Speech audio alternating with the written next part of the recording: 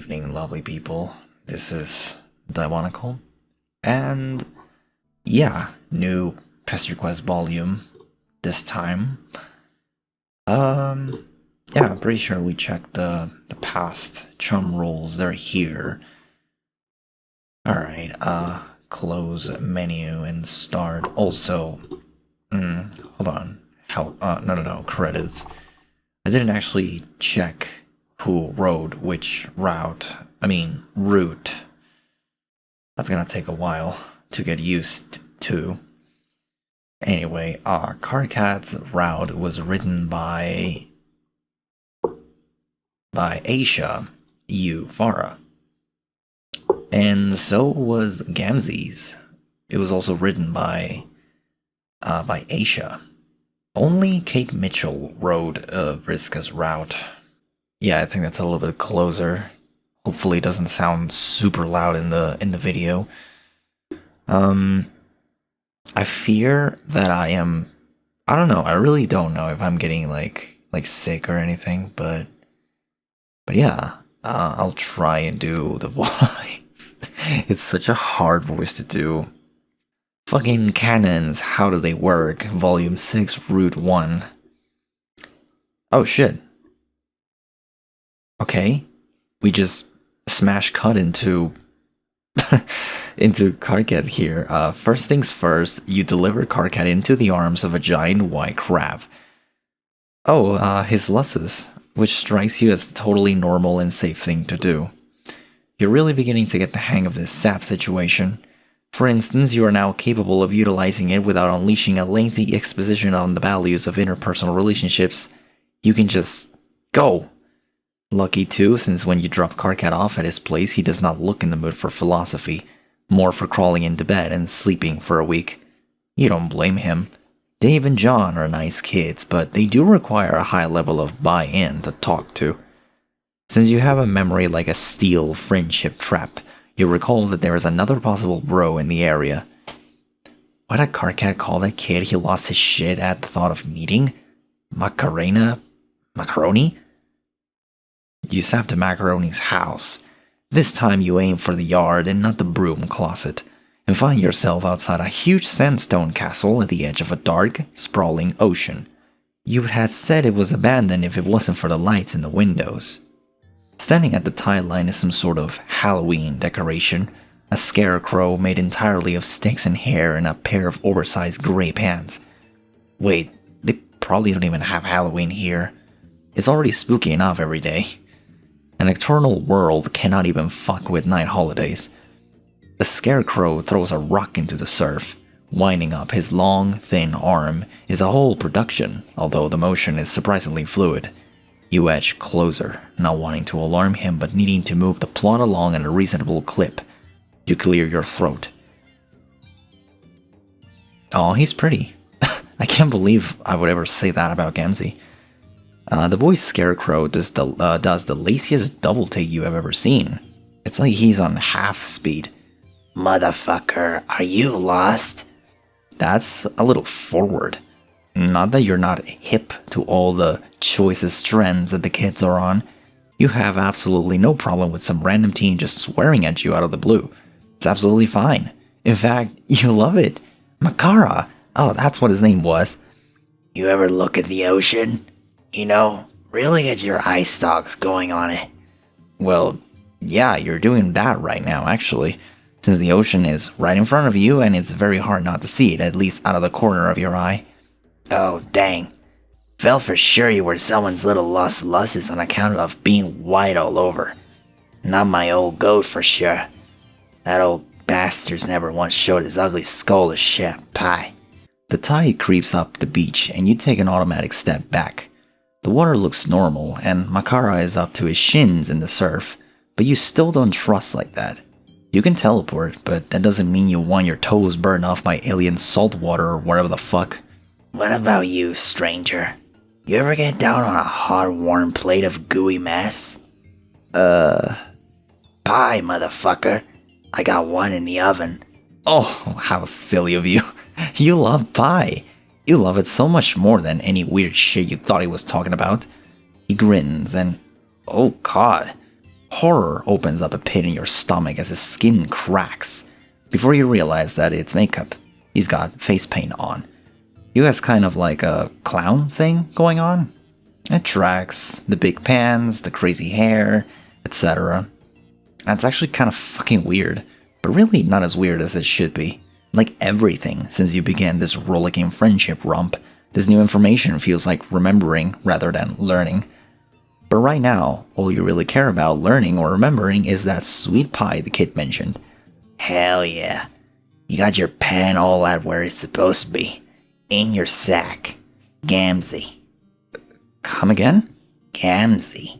Bless you. My name, motherfucker. For a second, the kid's vacant stare sharpens. His gray eyes are like looking down a long, empty corridor. But for just the briefest moment, you think you see something lurking at the end of it. Something angry. And then, it's gone. Gamzee brings you inside his hive, which is lopsided and shakes when the wind blows. Ugh.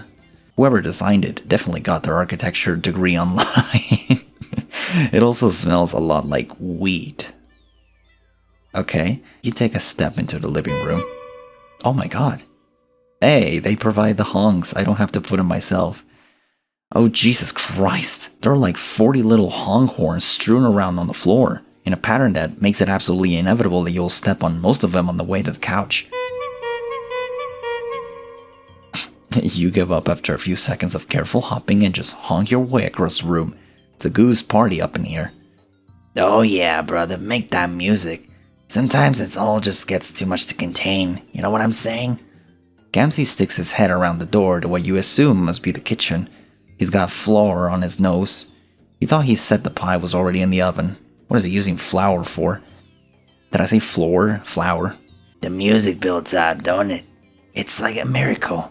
Like a little ball of snot was all caught up in your suck sphincters. You actually have no idea what he's talking about, and you're pretty sure that's not your fault. A bunch of clattering and banging interrupts your thoughts. Dear God, what is he doing in there?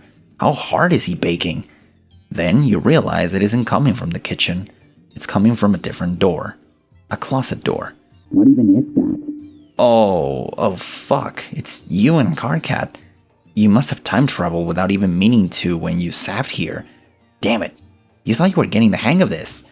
But how do you respond to this absolutely unforeseen turn of events? Open the door, let Gamzee open the door. I gotta think this through, because I'm gonna say like, oh yeah, do this, and I get the bad ending right the fuck away. I'm like, oh my god, really? The voice changer, really? I don't know, let Gamzee open the door. Figuring this is the best way to prevent the paradox, you wait until the racket gets loud enough to alert your host. What's all that? You shrug and open your eyes real wide to show just how innocent you are. This is a total mystery that absolutely needs solving. Oh hey, hold up my brother. I'm hearing something in the scrub cubby. Oh hey, he's saying the same stuff. Some squeak beast what's all got itself trapped. The noise in the closet breaks off just as Gamzee throws open the door. Yep, same place as before. You and Carcat must be shouting at each other back in this hive. Well, he'll be doing most of the shouting. It really is a mess in there. Shit. Damn. Little monsters scattered off. Yeah, weird. You have no idea where they went. And you're totally sure it was not a friend of his who flipped out at the sheer sound of his voice. That would be ridiculous. Oh, no doubt. You're glad you agreed about that. Oh, and speaking of which, you mentioned that you have a friend in common. Carcat? Small? Shouty? Gamzee cracks into such a wide grin you're surprised his face doesn't turn inside out. Yeah, that there's my best fucking friend. As close as two regulars what slithered out of the mother grub Frumpy's ass together. We got our rap on. Rap? Like actual rap? Carcat doesn't really strike you as the rapping type. Not so much as you'd notice, but I know he's got that music inside him somewhere. All wrapped up under his skin just waiting for a real motherfucking brother to rip it out. Aw, that's incredibly romantic, but also absolutely the creepiest shit you've ever heard. Oh, hell yes. An ungodly amount of steam issues from the kitchen like someone baking in a cartoon. Whatever it is, it smells amazing. Sugary with just a hint of sharpness to it. Did Gamzee ever say what kind of pie he's making? Miracle pie, sister. Miracle pie. Sister. I realize, I shouldn't be, assuming that the protagonist is a dude. Oh, nice. Miracle flavor. Sounds great and not at all like it might burn the roof of your mouth off. Gamzee emerges from the kitchen, the sweet smell getting stronger as he comes closer. He isn't carrying any plates or forks or whatever, so you guys are just going to eat with your hands? You look down at your grubby little paws. When was the last time you washed these silly things? You're disgusting. But then, you gotta look at the pie and realize that germs are really going to be the least of your worries. It is thick and gelatinous and green. Neon green. Poison control green. Like clip art of something toxic. You're absolutely sure that whatever that pie is made of, humans are not meant to eat it. Probably not trolls either. Gamzee sits down next to you, stretching out his long, skinny legs onto the coffee table, knocking over a stack of comics and a couple empty Faygo bottles. Yikes. This does not make you feel any better about his ability to make good, nutritional choices. You ask Gamzee, as politely as you're able, what kind of pie it is. Oh, dang, brother. A Nutri-Mercery never gives away his secret ingredient. All you need to know is this is the good shit. Great expressions. I can't help but notice the hair looks a little different in between expressions. He really is skinny. You want to see the miracles the way I see them? I know you do. I can hear it in your voice. I can see it in your sea stalks. This is the shit that is gonna put you all the way up over the top. Gamzee gives you that one look. You know, the one. When your friend tells you that they got some deliriously dang shit that they're just aching to share with you. That is a real thing that happens. It is absolutely drugs. This is a drug pie. Sure, we can just, get fucking high. You know what? Fuck it. You're magic. You can do whatever you want. You scoop out a big green glowing glob of poison pie. It's so gooey and thick, it almost slides right out of your hand. You manage to get a little bit of it into your mouth. It punches you right in the taste buds. So sweet your teeth ache, and without any discernible texture. Just goop that slowly fills your mouth and coats your throat. Wow, this sure is a tactile experience. It doesn't taste bad, just sort of like you swallowed a big sweet mouthful of nausea hits you in a wave and every nerve ratchets tight. Yep, this is definitely not meant for whatever kind of creature you are. Your body wants to reject it. You lean over the arm of the couch and prepare to give this volume an additional content warning. But this feeling passes, and not only does it pass, it is accompanied by a rising sweep of euphoria. It shivers up from your stomach and into your brainstem. You let out an unintentional sigh of happiness and settle back down onto the couch. Wow, you feel so great right now. Holy shit, drugs are awesome. You want to do them all the time. No wonder Gamzee was so intent on getting this pie finished. If you were him and you knew the secret to the wonders of the universe, you wouldn't ever eat anything else, ever. A long finger taps you on the shoulder. More, motherfucker. He offers you the pie plate, and you eagerly dig your fingers in. It's getting all over the couch and your face, but you don't care. You just want more of that perfect content feeling. Gamzee watches you with dreamy approval. Somehow the two of you end up in a supply closet. You aren't really sure why. It just felt like a good idea to go in there, possibly to investigate whatever it was that was making a bunch of silly noise just a few minutes ago. Oh, you know what it was. It was you. You and Karkat. You guys came to visit Gamzee one time, but Karkat wussed out. I'll try harder next time. Haha, good try, motherfucker. You're not pulling my stem that easy. My nubby little brother hasn't been anywhere near my motherfucking hive. I've tried to get him over here again and again, you know? but he's all got his hate on for face-to-face hangouts. Not like you. You got your motherfucking pan blown right the fuck open. You're like me, my sister. You're wide open to the motherfucking miracles. You tell Gamzee that he's totally right. You are so ready and open to whatever miracle comes along. But no, seriously, if you wanted the two of you, you could go visit Karkat right now. He's probably sleeping off his trip to an alien planet, but you could wait. Or just sap forward in time a little bit. That is a thing you can do. Oh, for real? Why didn't you say so then, motherfucker? Sap us on out of here. Sure, right away. Anything you want, best friend. Gamzee gives you another one of those wide, messy grins, like he can contain his joy at the thought of being someone's best friend. You totally sympathize. You can't actually remember how to use your magic powers right now. You think it's possible you are a little too high. You don't even remember how you came to be lying on this filthy closet floor and looking up at the filthy closet ceiling. Shouldn't you try to keep the place with your clean supplies a little, cleaner? No worries, my brother. There isn't any rush. I got my certainty on that one day we're all gonna get together in one big horn pile. My boy Karkat, T-Dog, Equius, that nasty cerulean bitch what's always mad as hell. Everybody. We'll all climb up to the clouds together.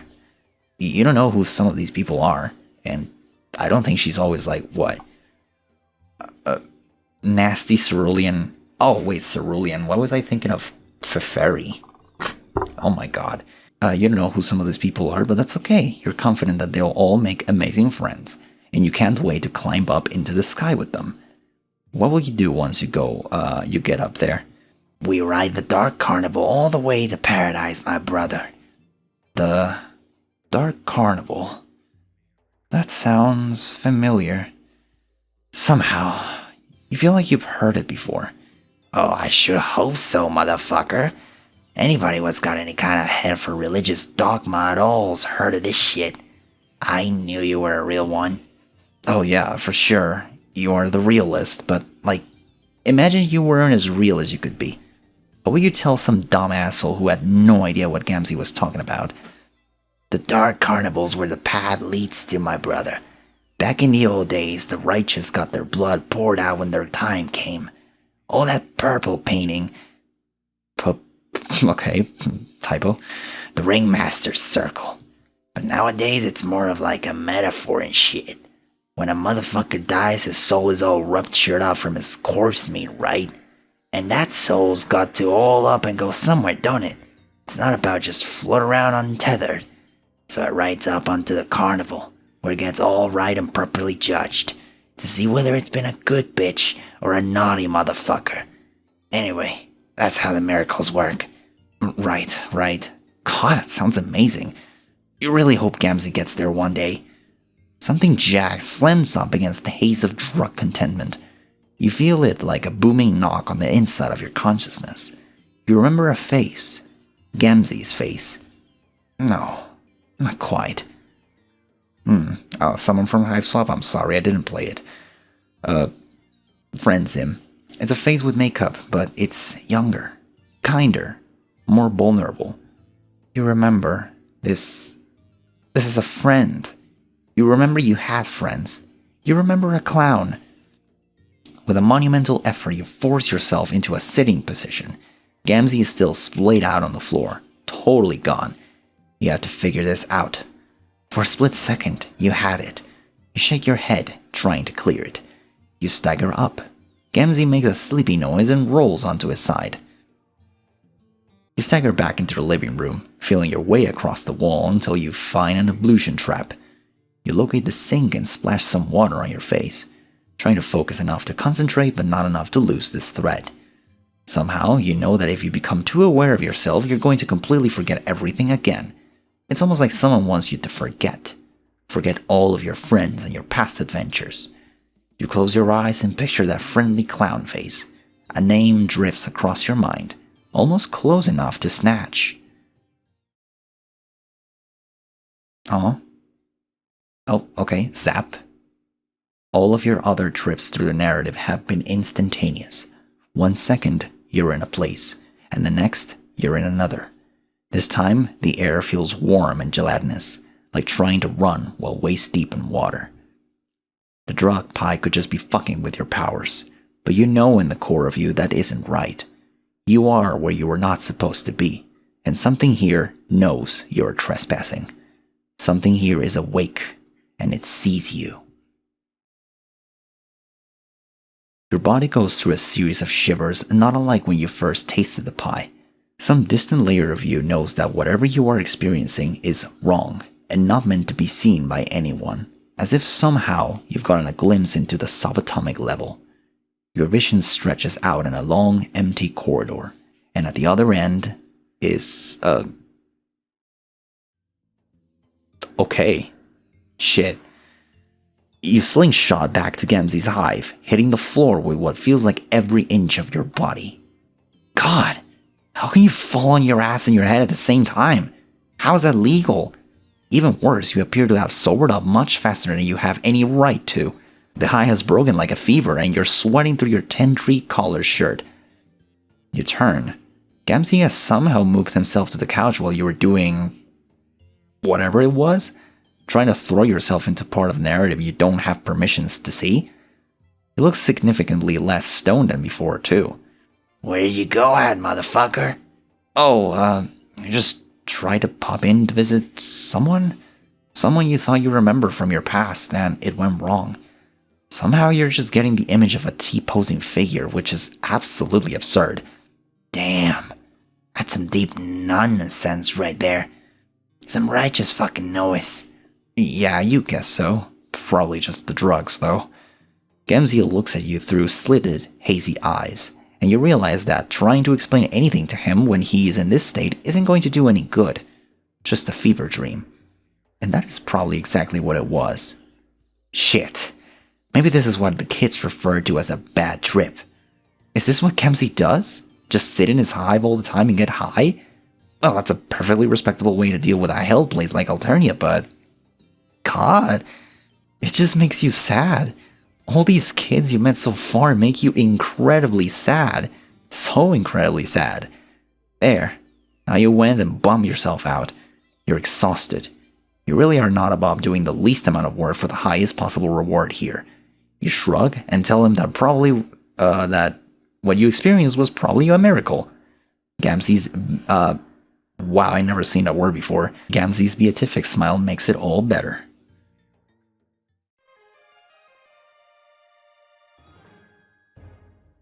That was so unlike what I thought a Gamzee route, would end up being like. Miracle worker, you got really high with Gamzee. Maybe a little too high? I guess open the door. You spring up to answer the door, because that is what any good guest would do while their host is busy finding a pie. You hung your way over, making more music on the way. Miracles or whatever. You wonder what you're going to say when you see yourself. You'll probably be pretty surprised. Up close, the door is sort of warm. Not temperature-wise, more in an existential way. A narrative weight hangs around this door, and when you touch it, tingling heat shoots up your fingers. Yeah, paradox. Man, this door is great. You don't want anything more than to open this door. Shit, you love this door. Just doors in general, actually. Fucking amazing. You'd love to open them up and be in one place, and then walk through them and be in another. You twist the handle. You are forcibly returned to the start screen. Fuck, alright. Okay. Let Gamzee open the door and don't eat the pie. You take a deep breath and prepare to stand up to peer pressure. You tell Gamzee that you think you'll pass on the pie. Whoa, for real? Nobody's ever turned down a bite before. Really? How many people has he offered it to? Gamzee grins. Well, motherfuck, you got me there. No fear, brother, no fear. You gotta be all doing what you're feeling. No way I'm about to harsh a brother's flow when it comes to all their personal preferences or whatever. Oh, thank God. He isn't going to think you were uncool for not doing his drug pie. You can't exactly recall where you picked up the idea that Alternian drugs are not a good idea, but you're pretty sure it's right. Maybe just a good general rule of thumb. Avoid alien-controlled substances. or possibly all alien substances. Maybe it would be bad for you even if it wasn't a drug pie. Your internal anatomy is still a mystery to you. Actually, Gamzee is taking this so well that you feel emboldened to go further. Push a little harder, man. You're really getting brazen with this after-school special shit. You suggest to Gamzee that, just maybe, he shouldn't have the pie either. No. Goddammit. He raises both eyebrows and gives you a slow blink, looking from the pie to you and back again. He looks absolutely flabbergasted at the idea. Hasn't anybody ever mentioned to him that he should be careful of what he eats? Not even Karkat? Karkat absolutely seems like the kind of guy to want to micromanage his friends' lives. Might have said a thing or two. Once or maybe 2 times. Does Gamzee ever think about following his good friend's advice? Uh-oh. Gamzee freezes with one long fingered hand reaching for the pie. You can practically see the gears turning in his in his head. You catch another flicker of that flat, affectless menace behind his eyes. Then he splits into another big sloppy grin. Fuck it. Gamzee rises eerily to his feet like he's on marionette strings, almost without bending his knees. Picking up the pie, he shuffles across the rumpus block and opens the window. He makes and holds eye contact as he throws the pie out of the window. Okay. Well, that's one way to get rid of it. What about the pie plate? More where that came from. Anything I wanted to just enter it into the computer and it appears outside the hive a couple hours later. Fucking miracles, man. Or maybe just same-day delivery? Is there a troll Amazon? Gamzee lets out a creaky laugh. It makes you a little nervous, and you can't quite pinpoint why. Slow down, brother. You're talking all the deep motherfucking heresies today. Turning down a perfectly good pie, what could have got us all well and truly seen the glories, was the Messiah's put up in his planet. Don't take away my miracles, too.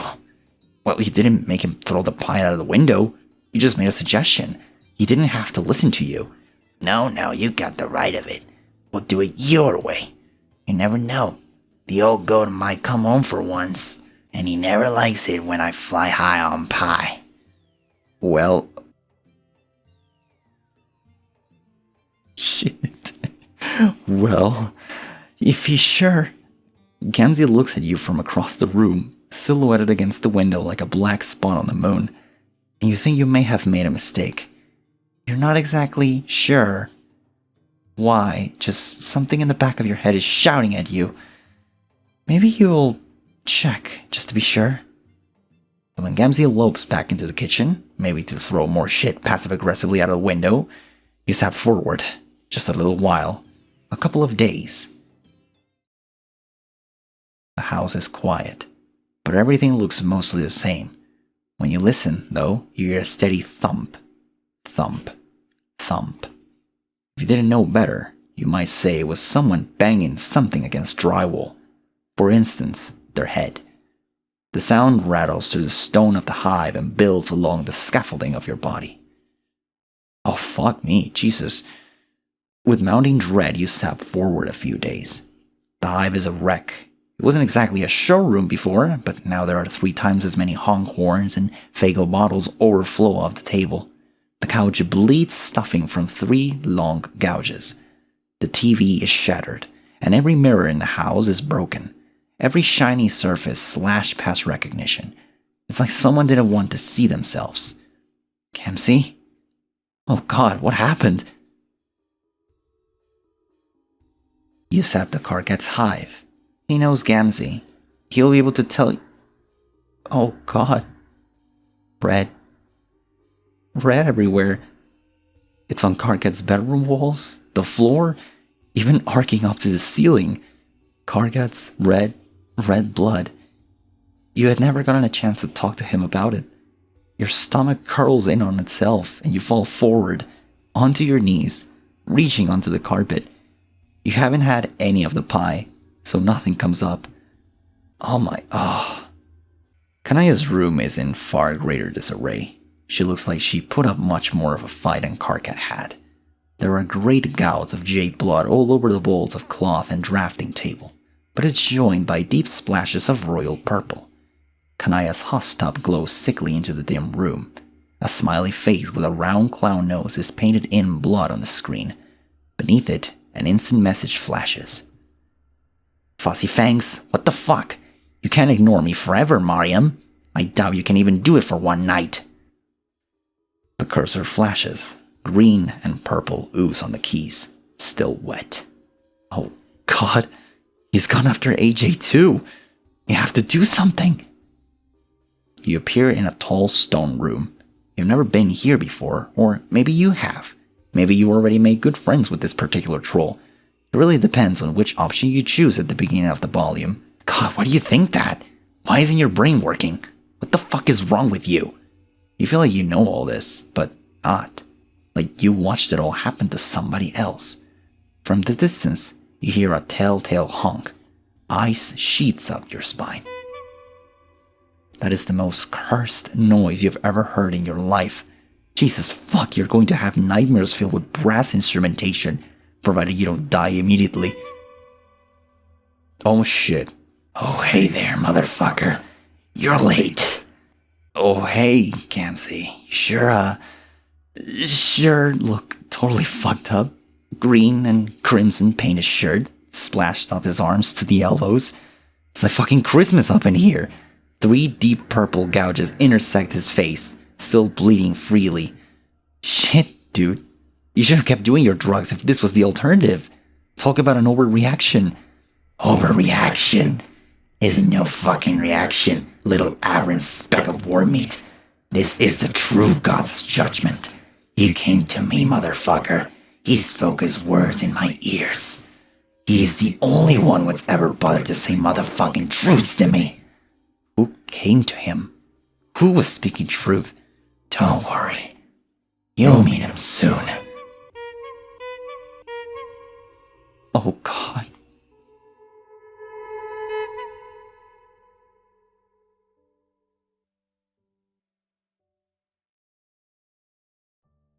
For a second, the screen took a little bit of time to load. I thought there was going to be a Gamzee jump scare. That was that. Very terrible. Anyway, Volume 6, Route 2, The Scourge of the High Seas. Okay, oh shit, right. I mentioned like, oh, are we going to do this like, I don't know, like the little song and like we're not doing the deep music anymore. Anyway, your latest narrative jaunt has you walking down an Alternian shore. The 2 moons light up this beach cove in shades of pink and lime green. Also, that's the same... reminds me of the ship during Pirate Stuck with Vriska, Mina, and Aranea. Their reflections playing at the shimmering patterns in the gentle waves. It would be beautiful if not for the haggard, monstrous gulls picking the flesh from dead, and pungently rotting fish, crabs, and even one of their own. You keep your distance as they eye you warily, gore on their chipped beaks. These are not potential friends. Everywhere you jump, serendipity seems to guide your hand.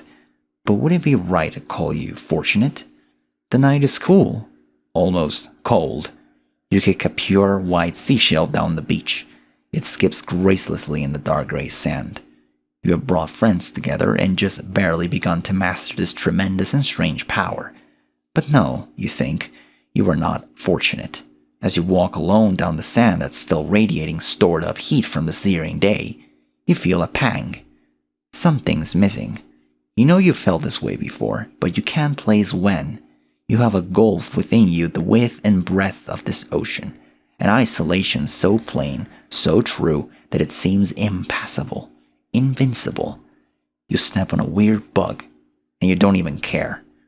Yes, you're filled with a sudden, almost comforting conviction. Nothing you've done on your journey has really made a difference.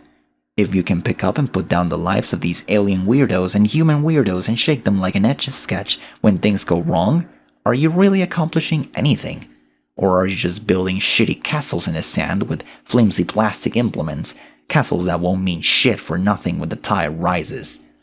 You have decided. You're a creature of solitude. You are a rock. You are an island.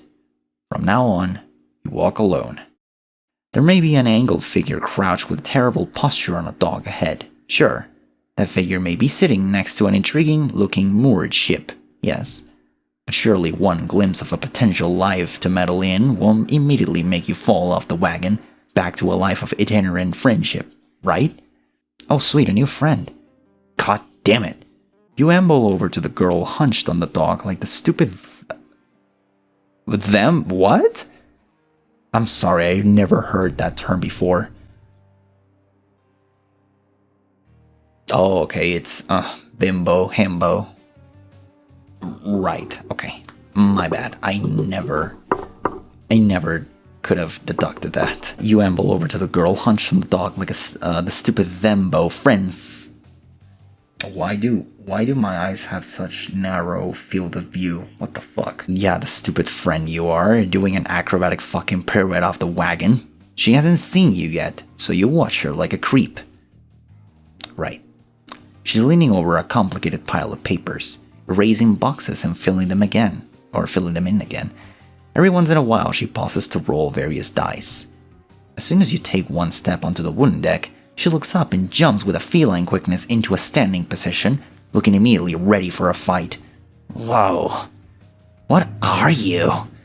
You raise your hands in a pathetic sort of I'm innocent and weak motion, which for you is basically an emotion. Wait a second. You're that weirdo that was bothering Kanaya, aren't you? Yep, you're exactly that weirdo. And now you're here saying hello to a new stranger and maybe make a new friend. Isn't that great? Great. Just what I needed. More meddling. I know I'm the coolest, but I'm kinda busy right now. Big campaign tonight. Dude, you're so good at campaigns, you tell her. You're all about hope and change. You help Al Gore hang a no, not that kind of campaign. Hang a Chad, TV Canoe, and Tyler too. What even the fuck are you saying? Don't call me dude, or anything else, for that matter. You mean you're down to help? Maybe be her campaign manager? I'm the captain here, buddy. But as it happens, I'm currently all out of first mates. Wanna be a swabby? Oh, it's like a boat thing. Yes? So that's why there's a boat there. What are all the papers on the ground for? The campaign, dumbass. They're the character sheets for me, the greatest petticoat secret ever to sail the 8 seas. One of her friends was raised in a cave and she still knows what flarp is. Well, you can sap over to the cave and ask her then.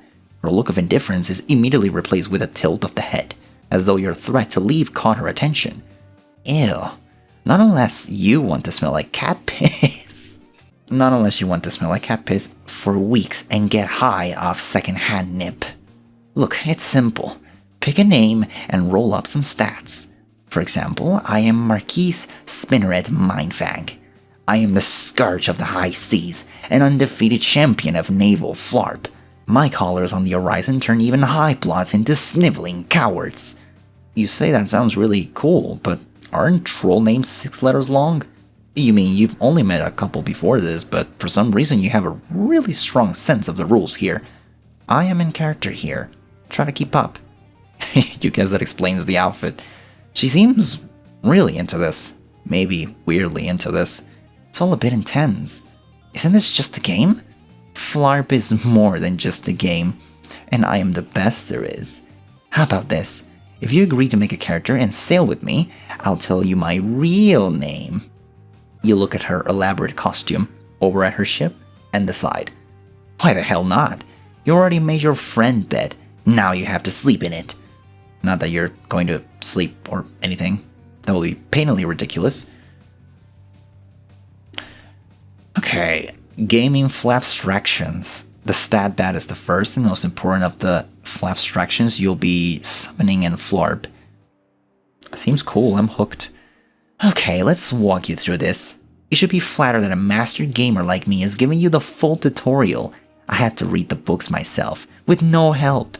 The first thing you do is roll values for each of the 10 dice rostra. Simple, right? She pops a huge bag of dice out of her silent eggs and starts handing you groups at a time. You roll 2d4 for dice rostrum, throne of the Empress, and get 2 1s. You roll 6d6 for dice rostrum, conductor's stand, and 6 fucking snake eyes stare up at you from the wood of the dock. Wow. You're really bad at this. Take the insult lying down. What kind of choice is that? You gotta hand it to her. When she's right, she's right. And she's right, so she's right. You finish all 26 dice rolls required for this game, and you've gotten the lowest on each one. What rotten luck. I've never seen anyone roll this low before. I didn't even know you could get a 0. It's okay. We can save this by putting the stats in the right place. She flips to another page of the player's handbook that shows you the attributes of Flarp. For some reason, you can read them, despite just arriving on this planet for the first time. Right? So your Vim, Grit, Pulchritude, and Grace combine with real-life vitals to make your HP. Wait, real-life vitals? Your body is weak and shitty. Is this some kind of... What the hell? I swear I didn't have anything. Is this some kind of hardcore game? The most dangerous game? If you die in this game, do you die in real life? Yeah? You didn't know? The sheer combined shock of what you don't know could kill an elephant quicker than Thomas Edison trying to discredit an immigrant. You get to roll again when you level up, so you won't be so pathetic forever. I mean, if you survive. But with a scourge like me at your side, you're on easy street. I'm jealous of you, really. You gulp and nod. Okay, let's finish this. The Marquise grins. Her lipstick smears a bit where the fangs jut out. You'd think that's just how it is for trolls wearing lipstick, but Kanaya's was perfect. Hold on. Lipstick smears a bit where her fangs jut out. Nice detail. She pulls an 8-ball out of her pocket and smashes it, suddenly and violently on the dock. You jump at the noise. She looks at you pitifully and then decides not to make fun of you. Out of the wrecked plastic sophistic sphere, a gross fucking grubby worm appears. It's like the size of a wiener dog.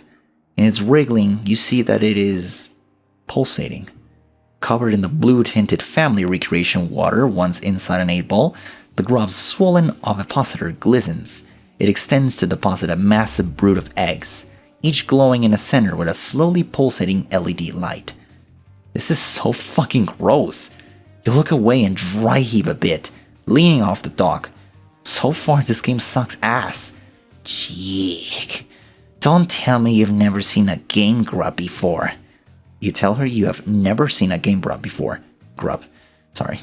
Also, maybe she should give you a content warning before she makes you watch a thing that includes a glistening ovipositor. What? Ah, shit. Yeah, that was pretty gross. Here. You bring up the pause menu, click on warnings, and give it a read before making an informed decision. Have those been here the whole time?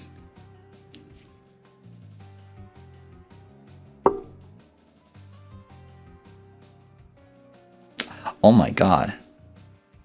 Okay, so far, kind of, no. Mind control, okay, we haven't reached that one. Arachnids and insects. In detail. Vor, gore, death, parental mistreatment, gender and identity discomfort, strangulation, dyspraxia. Is that with the muscles? Stimming. Why is there a warning for stimming? Vriska taps her foot impatiently while you fuck around in the game client.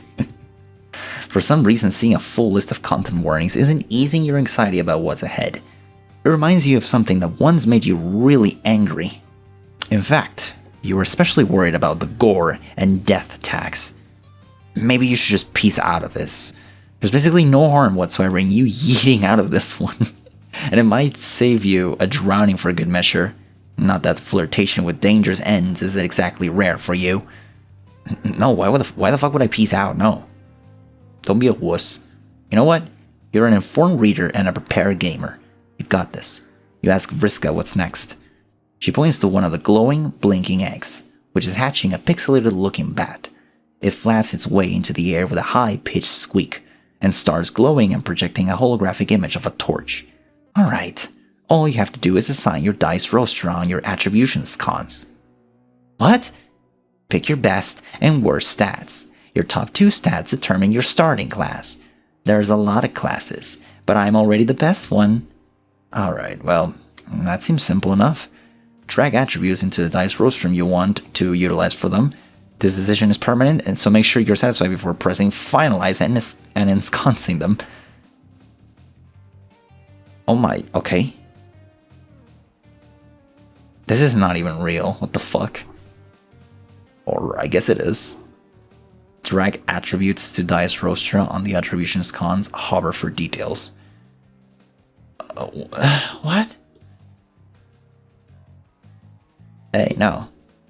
Vigor. Primary component of HP. High Vim makes you more durable, while low Vim makes you more dangerous when you're vulnerable. Burnable.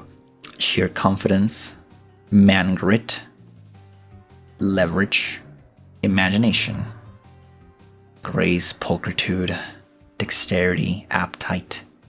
Hunger and enthusiasm.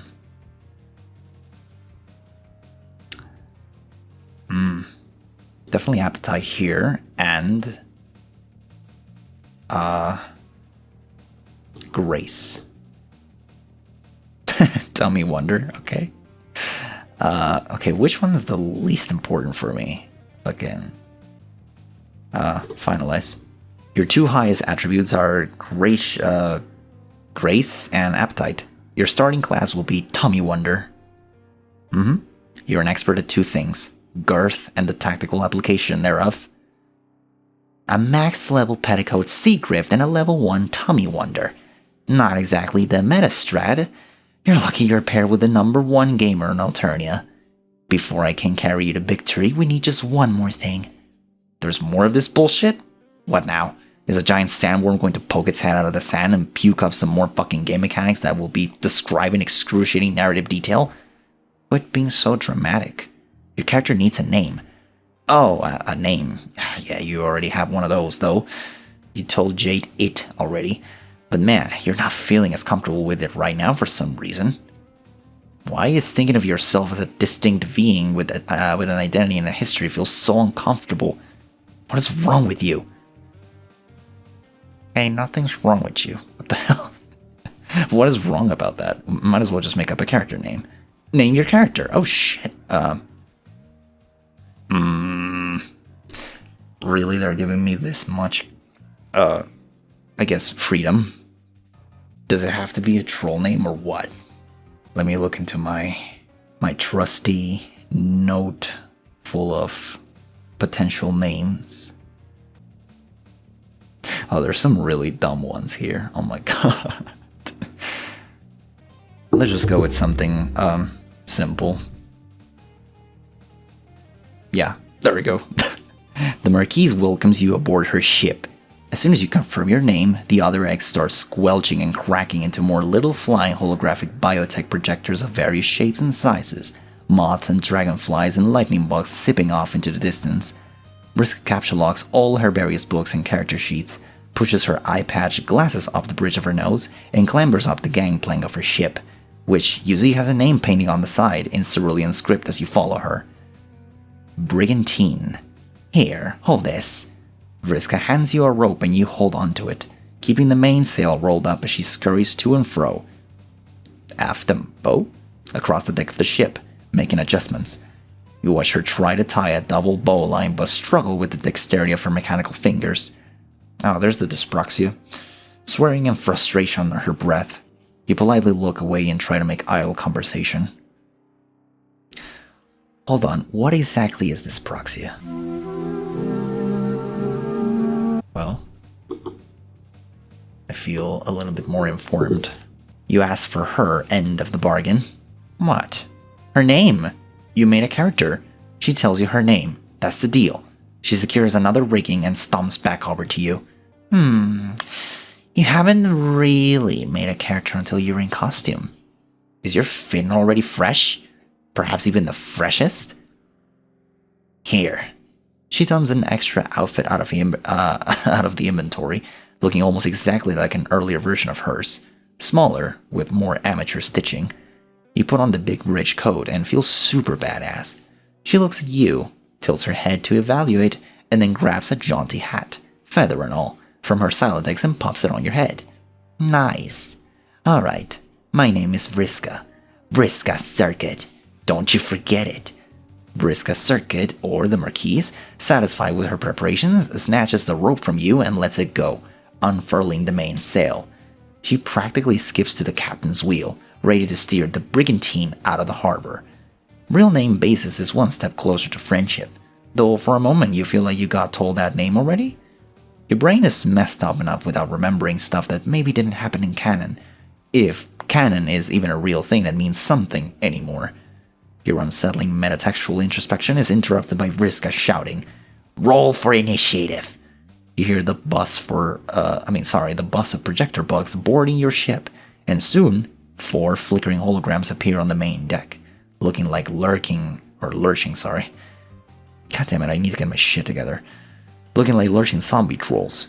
You already hear dice rattling on the deck, and you look over at her to cheat and figure out what you need to roll. Alright, I'm starting with an 18. Looks like you got a subtract the modifier. 19. Huh, guess you go first. Yeah, it feels weird. This is it. It's LARPing time. You look down at the piece of paper with your abilities on it, ready to cast Magic Missile. Magic missile! Or Bugsby's Grasping Hand or some shit. You pick the top attack from the list. It is your special class ability. You channel the spirit of the Tommy Wonder, point straight at one of the holographic zombies, and yell that you're casting Truffle Shuffle Scuffle. You grab a d20 and blow on it in your hand. You're Lady Luck. No snake eyes. Other gambling terms, whatever.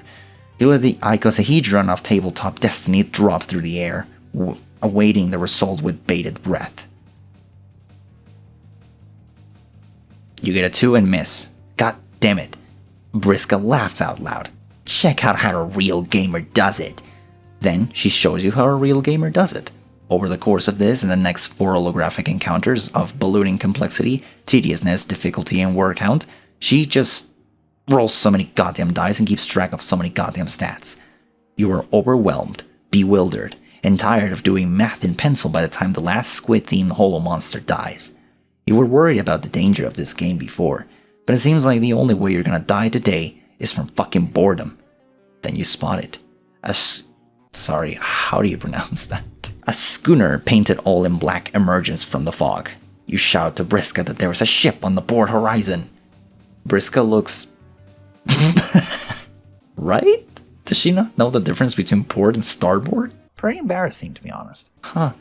You point in the proper direction, and she gives that mischievous grin of hers. Now it's time for the real action. We've entered the PvP enabled zone. She puts aside her character sheets and dies, drawing a blue saber. She holds it in one hand. The ship's wheel is in the other. That is the Rue, the ship of Dreadclaw Ophelia, top of the naval flarp leaderboards. She's got a whole crew on that boat, but she's just another rich sea dweller with hired help, and she's been too scared to face me. Vriska's pointing your ship straight at the Rue, and you picked up speed. You can make out a troll girl with finned ears in a gaudy purple outfit that you would describe as sexy pirate Halloween costume from the world's most bougie party city, Dreadclaw Ophelia. It is absolutely garish compared to Vriska's more normcore approach to RP activewear, but dressed much more humbly than the captain are a bunch of lowbloods standing behind her, clutching shitty rusty swords and shaking. So let's bring the fight to her. You're not slowing down. You're pointed straight at the enemy hull.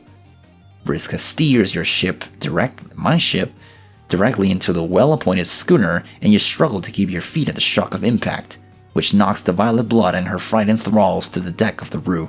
She yells over the din of horrific wood-on-wood screeching. Hey, Swabby, wanna be really good at sword fighting? You look at her with stars in your eyes. Yes, you do want to be really good at sword fighting. You nod eagerly, and she underhand tosses you her blue-hilted saber, which you catch eagerly. Oh boy, mind control. Vriska grins back, puts her hands to her temple, and squints with her one good eye. The 7 red dots of her prosthetics seem to smear and blur as your vision loses focus. You've managed well to this point as first mate of the brigantine, but your sea legs seem to give out on you all at once. You drop the sword you were just given, and it clatters to the deck. You try to tell her something's wrong, but your mouth lolls open and you drool a bit. A dull pain gains a sharp and sudden clarity. It feels as though 8 spindly legs are crawling on your head. No, in your head. Each footfall feels more like a knife cutting through butter. At some point, all sensation slips into nothing, and you follow the sword to the ground, asleep. What the fuck? Wake up, moron. You don't hear that, and you don't wake up. The salt and swell of the ocean gives way to the rustling of alien trees.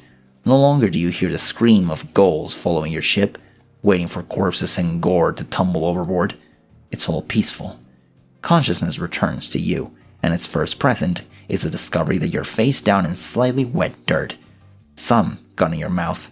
You spit it out and sit up, brushing muck off of your flarp costume. Wait, that's not a flarp costume, that's a hoodie with a Jack Cerulean symbol. A different symbol on it, loose fitting, as though it belonged to a friend. Half memories swim in your mind as you take in the scene, just as familiar as your clothing. A stump sitting in a clearing between the trunks of a purple-treed Alternian forest. A harpoon sticks out of it.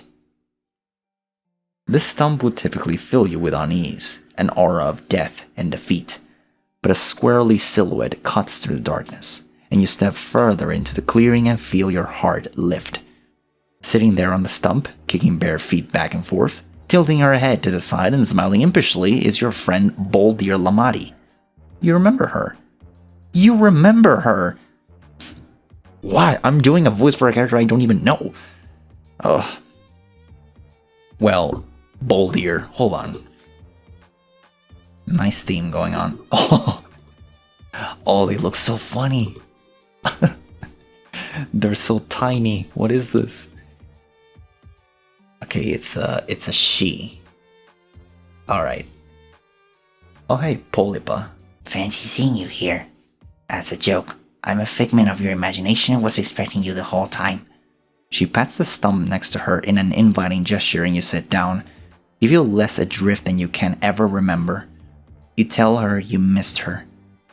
Also, because of the big tooth here, I'm kinda leaning towards doing her with a lisp. I don't know. Of course you did. You got yourself into a real mess, dear friend. You ask about all your old friends. Sitting next to you, they flip through your mind clear as day, as though the memories were never locked away in the first place. How are Tagora and Galek doing? Has you run into Ardata again? What is going on in the neighborhood? Do folks miss you? That last question collapses her wry smile into a genuine, crestfallen expression. I can't really tell you that for sure. You've seen it for yourself, just how much he can do. There's a whole lot of disturbance in this neighborhood and it has his nefarious fingerprints all over it. It's almost like he was preparing for this. But I try to stay one step ahead, and I remember what I'm fighting for. Do you? The question is arresting. What are you doing? Even with your memory clouded, you've just been bumbling into other people's stories, breaking things as you go. Well, there's nothing wrong with breaking things. It's like they say. Sometimes you have to compromise a few unfertilized cluckbeast embryo in the name of a complete breakfast. You told her you haven't had a good breakfast in ages. One of the places you were at had swords in the fridge. Also, you have absolutely no idea what you're doing. You're going where the river takes you. But things are different now. There is a great power within you that you're just now realizing. The power to shape the river. To use its waters to scour the lands as you please. A power even he doesn't fully understand. You look down at your hands. Sitting next to her, you start to remember the green room. The story you've fallen into. You tell her there's so much broken, and you have no idea how to fix it. Doc Scratch. I'm going out on a limb and just say that Doc Scratch probably has nothing to do with all this thing. We literally just went past him on on the intro, and that just didn't matter. So I don't think he has anything to do with this. You tell her you wish it was real, not just in your head. She would know what to do. She tilts her head again, inquisitively. Am I, though? Just in your head, I mean. The story is only broken if you accept that it is broken. If you think of the story as something given to you. But it's not. Puppet masters may try and tell you that the strings they're pulling are the only ones. As she says this, her head jerks back, oddly. But she continues whispering, calm as ever. Don't be afraid. Don't let anyone tell you that this story belongs to them. Not him. Not anyone. You feel it too. Feels like threads stuck at your body, and it hurts even more. Her limbs twitch and pull in gruesome pantomime as more and more strings loop around her and disappear skyward. They nearly surround her completely, but you're powerless to resist. Paralyzed. It's for you. It's always been for you. Remember, friend, the only question. No. She only manages to spit out 4 more words as she is swallowed up and tangled in a spider's web of marionette string, choked and broken. What will you do?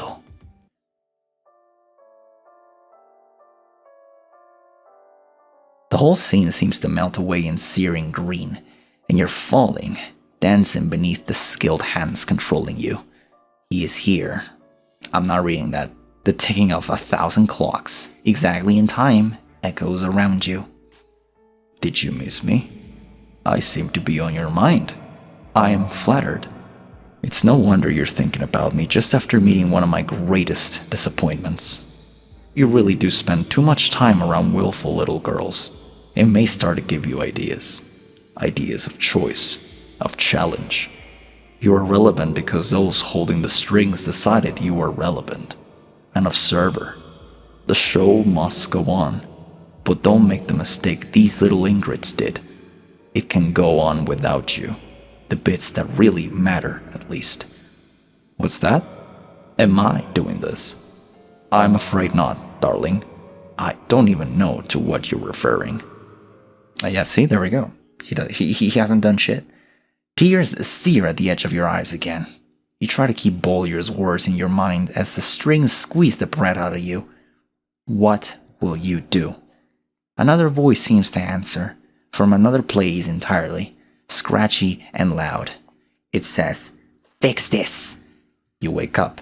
Cold stone and a giraffe greets you. Charming. You blearily open your eyes, memories of the dream already fading to wisp in your mind. You're in the cluttered bedroom, the cluttered respite block that you're sure is Vriska's, based on the broken 8 balls scattered everywhere. You pick yourself up off the ground and try to think about how you got here. You passed out back on the brigantine. She must have brought you home, but where is she? You turn around and see a window. You look outside and see a dramatic scene below.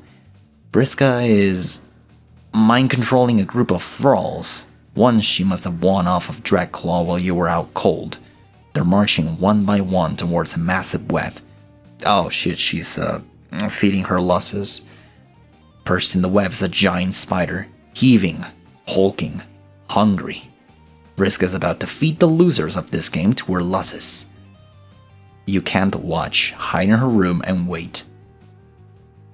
Intervene. Yeah, that's gonna go as good as Karkat versus Lord English, yes. I'm not watching. Okay, holy shit.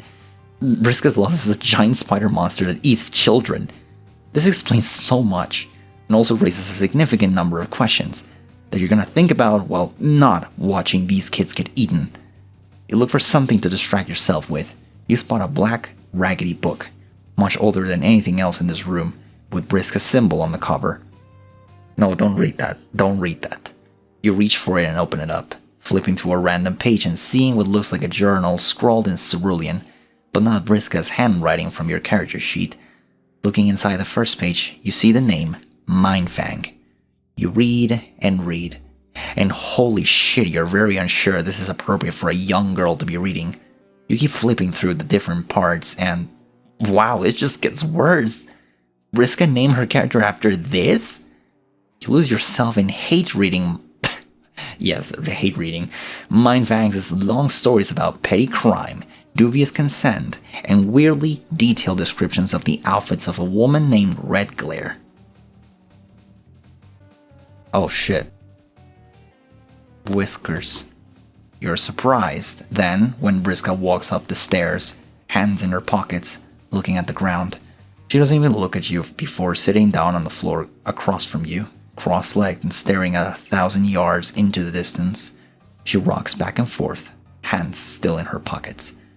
You go to give her a reassuring pat on the back. As soon as you touch her metal shoulder, cold even through her shirt, she turns to you with a jumping glare and hisses like a cat before facing away again. You get the message.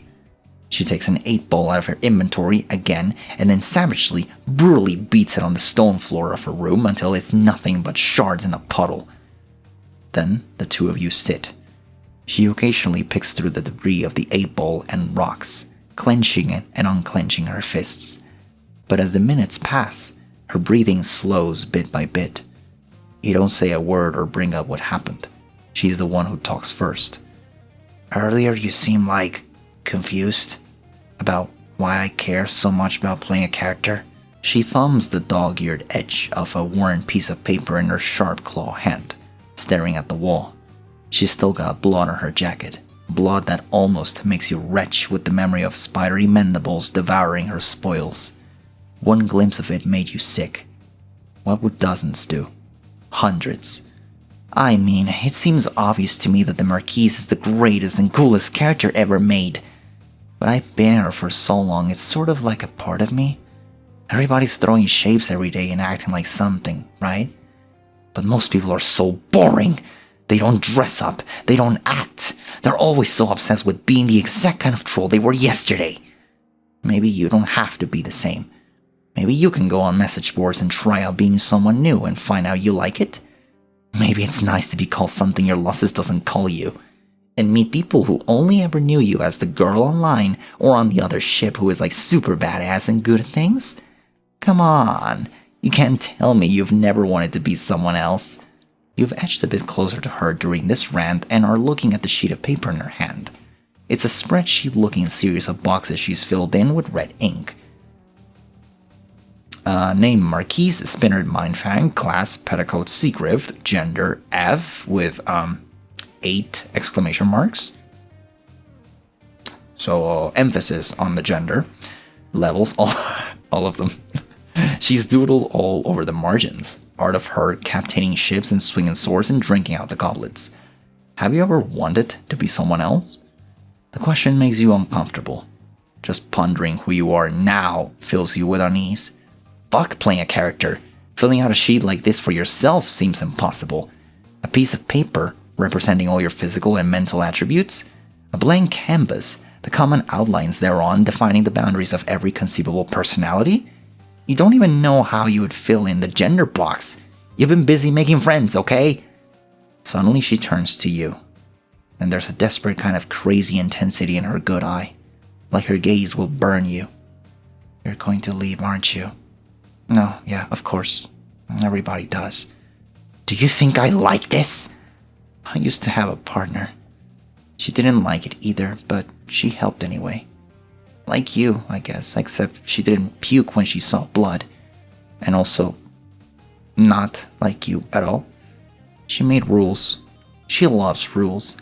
And I don't know if you noticed, but I'm not like big on those. Gambling and queens broke rules all the time. And that's just what you gotta do to survive. To make the voice stop haranguing me. And like, she heard her losses in her head too. But she didn't need anything from her. What is that even like? I've got to be the best. I have to. I didn't get all the levels just to look at them on the sheet. You saw me out there. It's dangerous. She tried to kill me and left me alone. And then I got even because that's what you have to do to backstabbers. But I still don't feel even.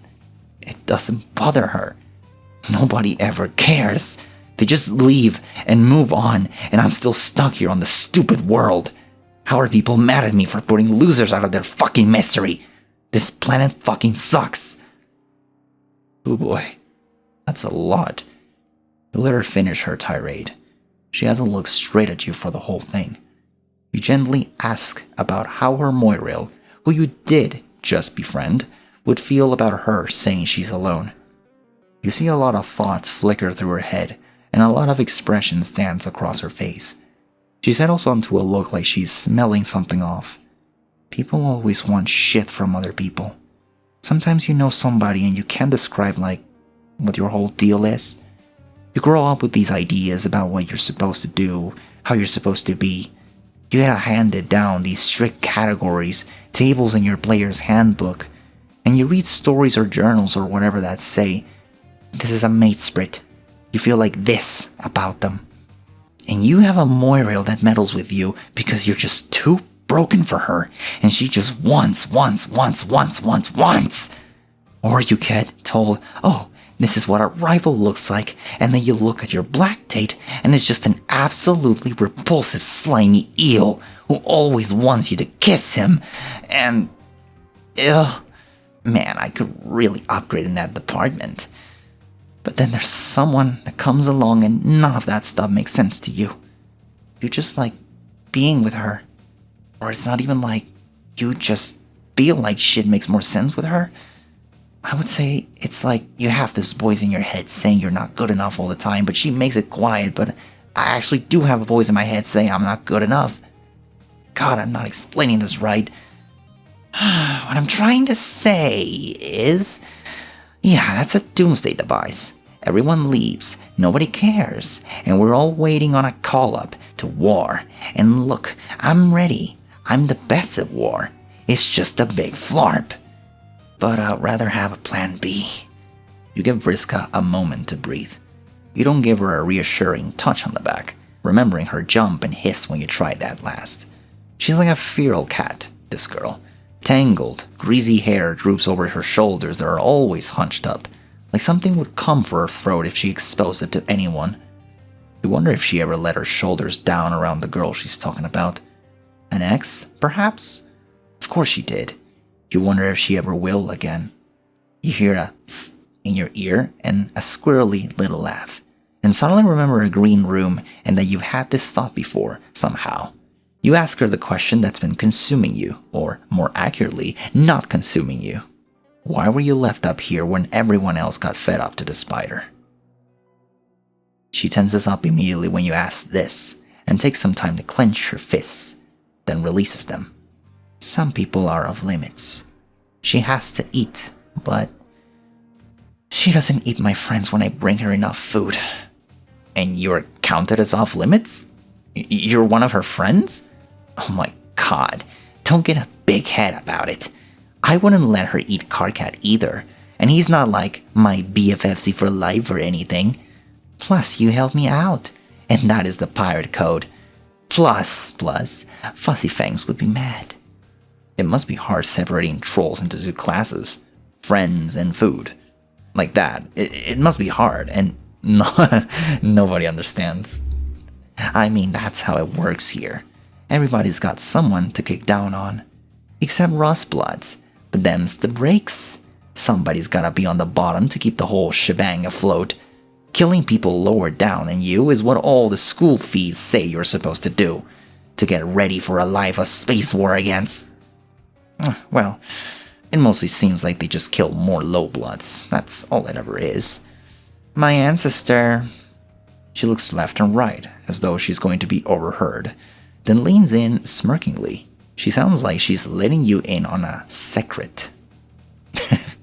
Or a secret. My ancestor, Mindfang, she sailed around being the terror of the high seas for a while, but she fell in with a group that was going to do something about all that. A bunch of weirdos led by a mutant who wanted a revolution. I've always wanted to be like her.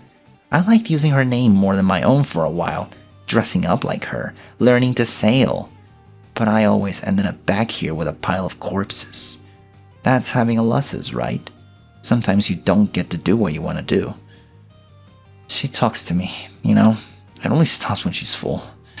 Always whispering in my head. Saying I was fatter than her. Saying I deserved all the things that happened to me. Even when I was bleeding out on this floor. You look at the cold, cluttered, uncomfortably drafty room. Whatever happened to her face and arm must have happened here.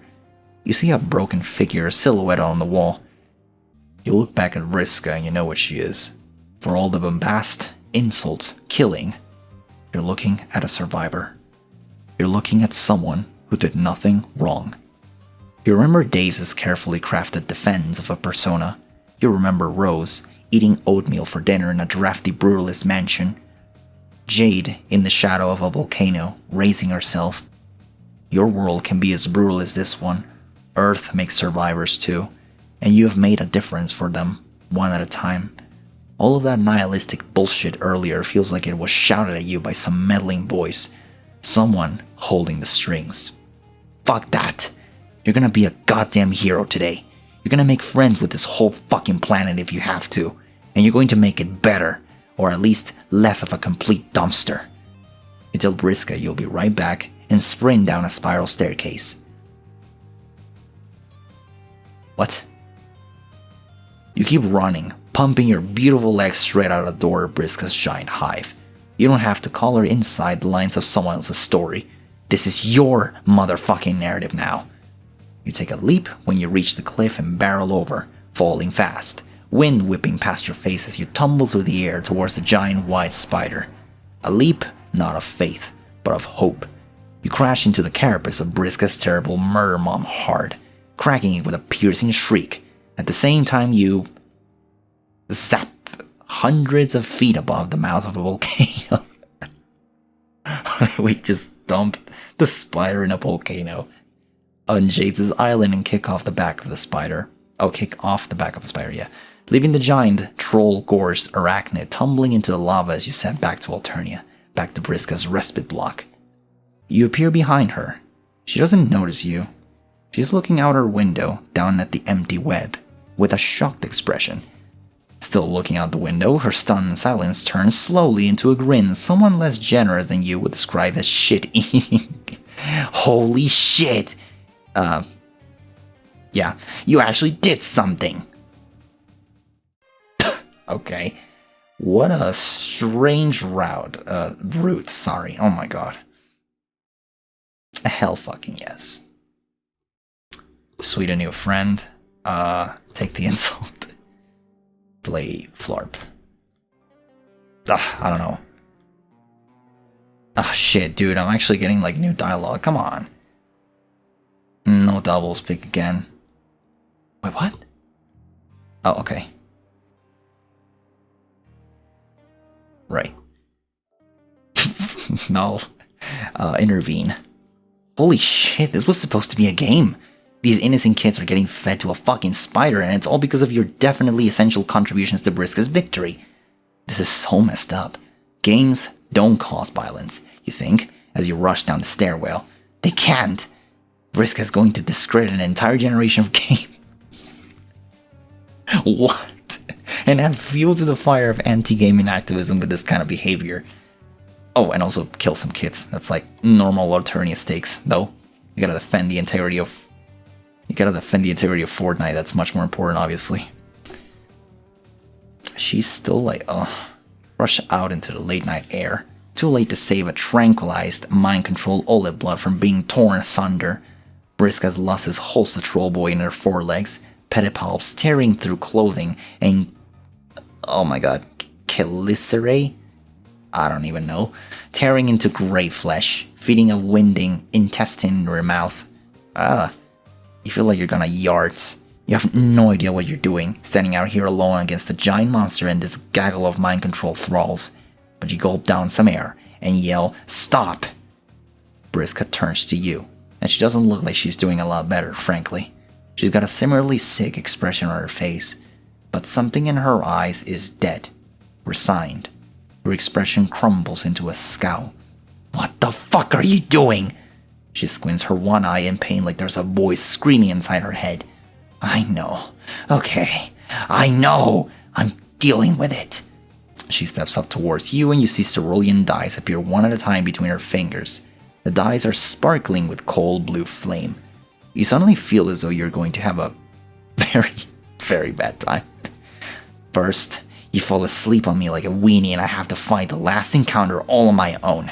Then I carry you back to safety even though we just met. You owe me. Turn around and go back. Now. You look up past her at the giant spider. The awful noise of squelching has stopped. 8 eyes are trained on you, blinking out of order. A spattered Pollock palette of multicolored blood is smeared all over her slavering mouth. There's 7 trolls still standing there beside her, mindless, mouths lolling. Next. You don't turn around. You don't go back. You stand your ground, unarmed and without a plan. Surely your new friend will see how wrong this is. Vriska looks Hurt for a moment. Betrayed. But the same glare settles back on her face. You think you're a big hero stopping this dangerous bitch, right? Happy as a viable mollusk about your little protagonist moment. You're being stupid. You don't understand what's happening here. What I have to do. You can't fix this. Nobody can. So now you're just another little weenie who thinks they're a hero and I'm a villain. So sure, I'll play ball. I'll be exactly what you want. Oh shit. She tosses the dice on the ground. Baroness restrained. The dice glow with a blue flame as they tumble to a stop. An ethereal whip materializes and snaps around your ankles, and you're dragged dizzyingly fast towards the spider's web. The friction on your ass on the rocky cliff face tears the butt off of your flarp costume, exposing your delicate cheeks to chaffing. Ow! Your greatest asset. But things get far worse than that as you are flung directly into the clutches of the horrific arachnid. Oh shit, yeah, well... Yeah, she looks hurt because... I guess she was beginning to consider us a friend, I don't know. Yeah, literally. The fangs of Vriska's losses pierce your skin and pump you full of a numbing venom that causes everything to fade to black in static numbness. Which is good, because she's beginning to eat you alive. It's also good, because you can see or hear a little girl stifle a sniffle, holding herself with crossed arms. Oh, god damn it. One mechanical and rocking back and forth, watching another friend consumed by this chaos that never leaves her. Great work, hero. You got bored. I'm surprised I read that. What is that on the floor? Is that part of the costume? Oh no, that's the hat. That's the hat. Also, I just realized that the bad endings do actually have music. Oh, shit. God damn it. Oh, sweet, a new friend. Take the insult. Peace out. Oh, I feel really bad. You know what? You're not feeling up to tabletop gaming today. You close your eyes and feel yourself sink into another narrative. Wait. Aww. No. Your loss. Oh no. That's so... Yeah. Oh shit, I didn't mean to skip that. I didn't mean to skip that so quick. Oh my god. If MSPA readers has their names asserted in tags, Vriska will have a different reaction. Names relating to Terezi, Aradia, Dog Scratch, and Red Glare prompt Vriska to kick MSPA reader off the dock, sending the reader back into the main menu. Hold on. Hold on, let me do that. Shit, what the hell am I doing?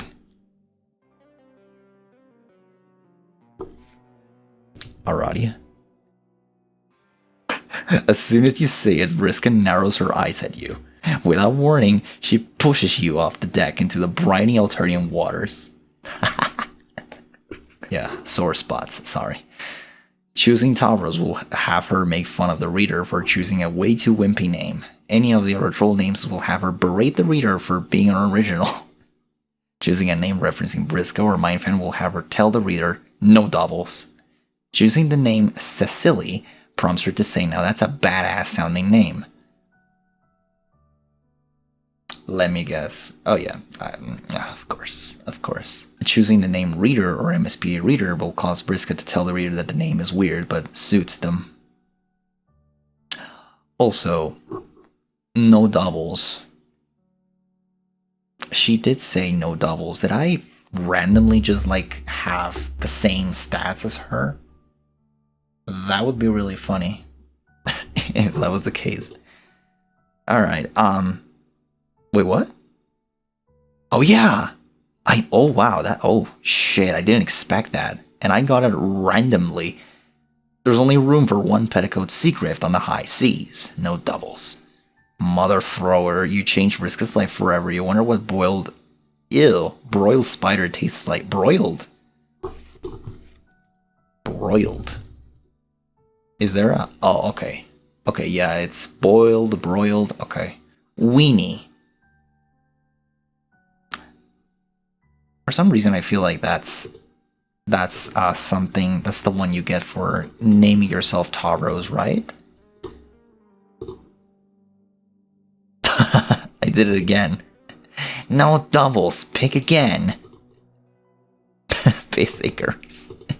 Oh god, no. Piss Icarus, and I'm gonna name myself Taros. No, no, no, no, no, no. You gotta pick a name less wimpy than that. Ah, then which one is it? Nitram? God, just kick me out. God damn it. I think the weenie the weenie achievement, I think it has to do with the stats, right? Weenie. I guess having a lot of imagination is pretty weenie. But which one? Leverage, hubris, dexterity, pulchritude, grace. Okay, none of these sound like... Yeah. Okay, just this. Okay, perfect. Boy Skylark. Oh my god. You dopey big potential types are all the same. Good luck winning anything with that pathetic class.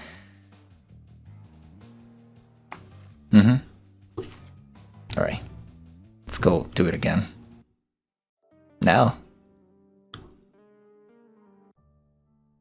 Okay. You and Tavros have a lot in common. Great, alright. I did it. I fucking did it. Alright. Such weird, like, I don't know, like, way of rolling out the roots here. So the next one would be Equius and Terezi. And honestly, I don't feel like doing either of their voices, because I was kind of surprised that I did Gamzee the way I did it. So, terribly bad. Vriska. God, I love Vriska. Anyway, warnings. Blood, gore, death, parental neglect, drug use. I still don't know what the stimming one is, like, exactly for. Stimulation? Like what? Terezi's and Jane's sprites is an interesting change in character appearances. Makes sense for Jane. She's a baker who eats many cakes, and later in the OG story, Caliborn even complains about how fat Jane is. But Terezi, no, I always thought of her as a sneaky, mean girl who is small and sharp and makes fun of nerds. There's even a chapter in Epilogue's Meet Timeline, John talks about that. So it's counterintuitive, again, needs to be clarified to me. Not everyone can have extremely good taste and imagine, and headcanon Terezi as, oh my god, I'm me and oversharing. Yeah, that's that. Okay, I'm too fucking embarrassed now. This was Pesterquest Part 4, thank you for watching, and I'll see you in the next one, right? Goodbye, good night. Pretty embarrassing, to be honest.